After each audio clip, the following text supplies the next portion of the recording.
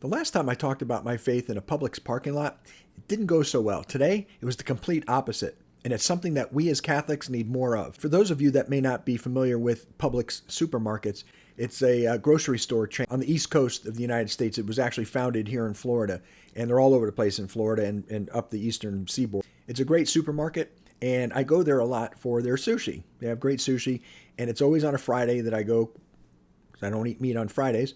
So today was no different, just like the other incident where I got out at a Publix parking lot and this woman, a Protestant, had accosted me about wearing a crucifix instead of the plain cross. And if you haven't seen that video, I'll link it below in the description. But today it was completely opposite. So I get out at Publix again to go get sushi, and I'm walking in. I was parked in the main aisle right in front of the store, and right up in front of the store in a handicap spot, I don't know what drew my attention to this car, but I looked at the car and I saw that it had a frame around the license plate. You know, a lot of times they'll have, funny little sayings or something around in that frame around the license plate. This one said, "Pray, hope, and don't worry," St. Padre Pio.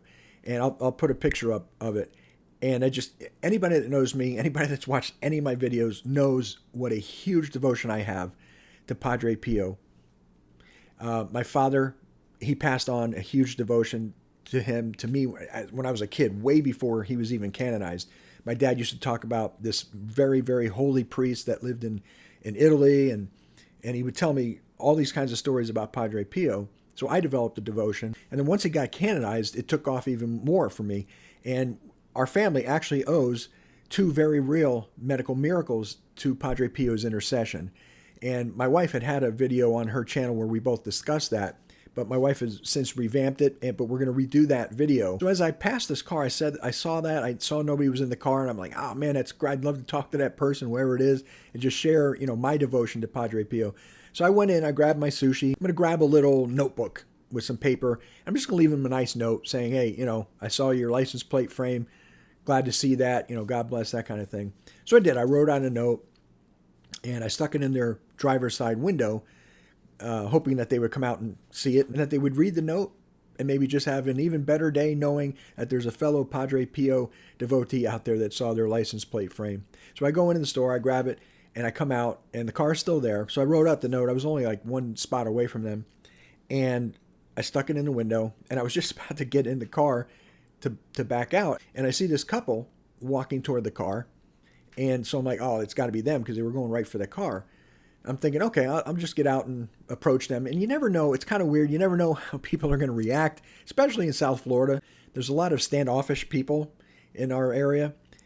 I don't know. I think it might have to do with there being a lot of New Yorkers down here. I'm not going to go there, but you know what I'm talking about. So I get out and I approach them. And it's just when I realize as I'm getting up to them, they're not together. The guy peels off to another car. So now it's the female alone. And I'm like, I wouldn't have approached her if she was just alone as a female. It didn't seem right if I had done that. But okay, here I am. She's looking at me. So I just said, hey, I left you a note. I said, I saw your Padre Pio frame. And I said, I'm a huge Padre Pio devotee. I just looked. And her face just lit up. And it was so nice to see. And we talked like we were old friends about Padre Pio and our each of our devotions for him and why we had a devotion for him. And she let me in on a couple things I don't feel comfortable really sharing on this video. I didn't get a chance to ask her or even tell her I have a channel. But it was so nice to be able to share our devotions for him and to tell our stories about him and to just kind of affirm each other in the faith together. You know what I'm saying? Especially in South Florida, you see a lot of cars with rosaries hanging from the rear view mirror, maybe a bumper sticker from a local parish or something. And we have Catholic parishes all around us.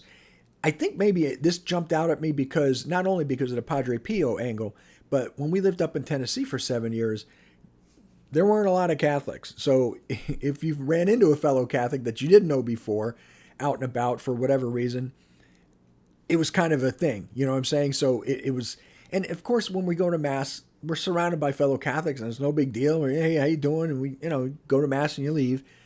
So, but running into a fellow Catholic who's not afraid to show their faith and to proclaim their faith openly in the public square, as it were, I don't know, to me, it's kind of neat to kind of make that connection with another Catholic.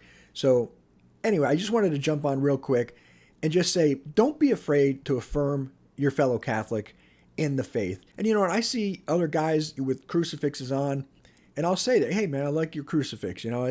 Thanks for repping the faith, as the kids say.